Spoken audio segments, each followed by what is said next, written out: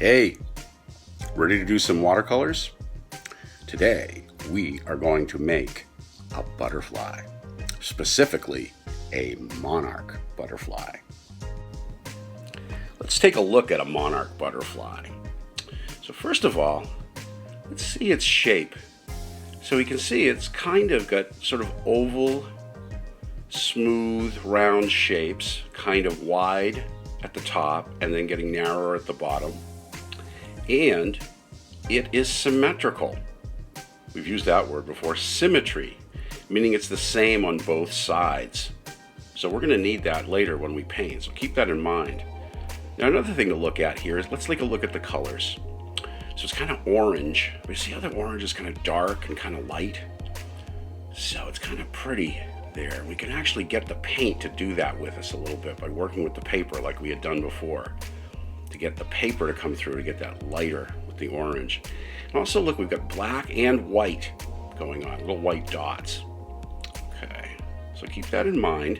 In fact, you can find a picture on the internet. You can look at it while you're painting. So let's get right to it. Okay, so let's get started here.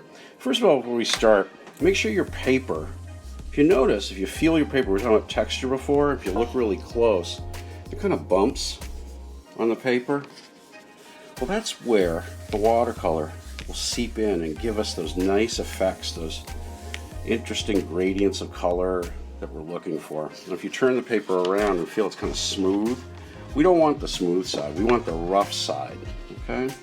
Now in this case, also what I've done here to prepare is I folded the paper in half, okay? It's very important because we're going to be using symmetry to make our butterfly.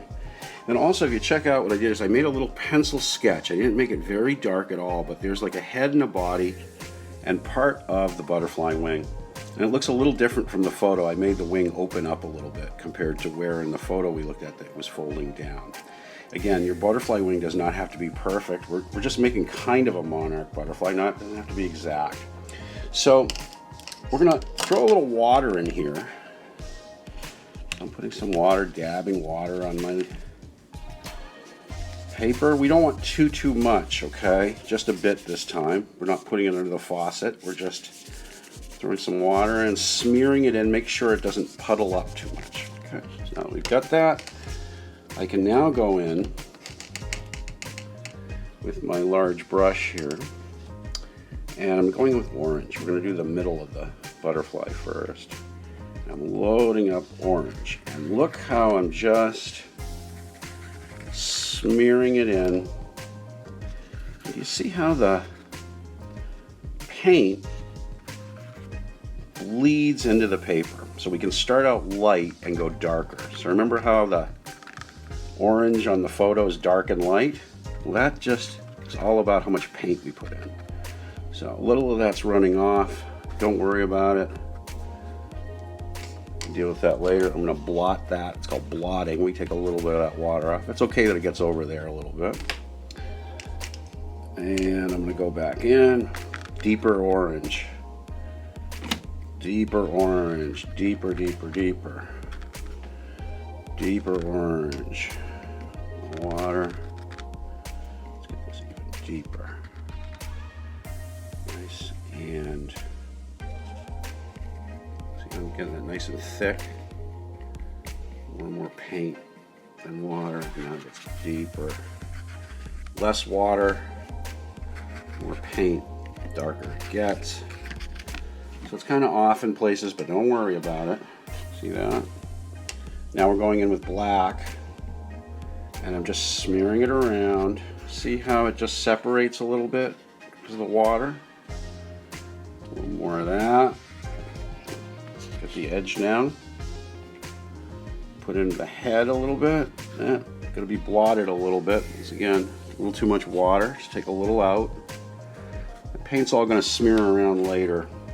We can fix that. You don't have to worry about it. Remember, we can go back and draw into our painting, which is what we're going to do now. I just put in a little black going in like this. See what we have. Now, let's take the dry side. We didn't put water on the other side. And put it down like this. this is hopefully where we're going to get our symmetry. So it looks the same on both sides. Let's open it up. Ooh. Check it out. Look up in the... I know it's kind of weird here and stuff, but see how the paint is fading in there. And I get a little too much water in the middle. Let's pull it out. We got our butterfly shape. Okay. Now I'm going to blot that out and we'll be right back. Okay, let's take a look. I've made several here. And you can do the same. Actually make a couple more. See what we get. Now these are still a little wet, but I want you to see some things. Check out when you look into how the watercolor has spread. See how delicate, very much like a butterfly wing. Let's look at this one up here. See the patterns that are coming through? It's kind of faded. Oh, this is a nice one. If we look into here. Okay, check that out. Okay, so look at our butterflies.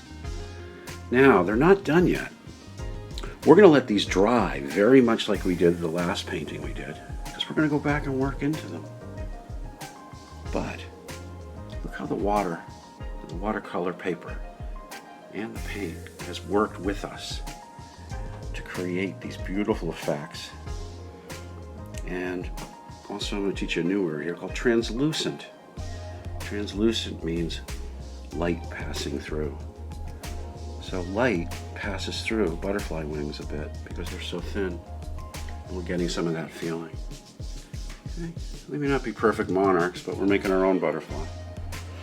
Eventually I want you guys to use your own colors, but sticking with just two colors like this based on nature, based on a real butterfly, I think is a way to start. Okay. So go to it. Go make some butterfly wings.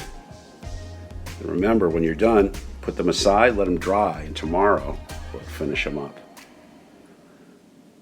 Talk to you soon.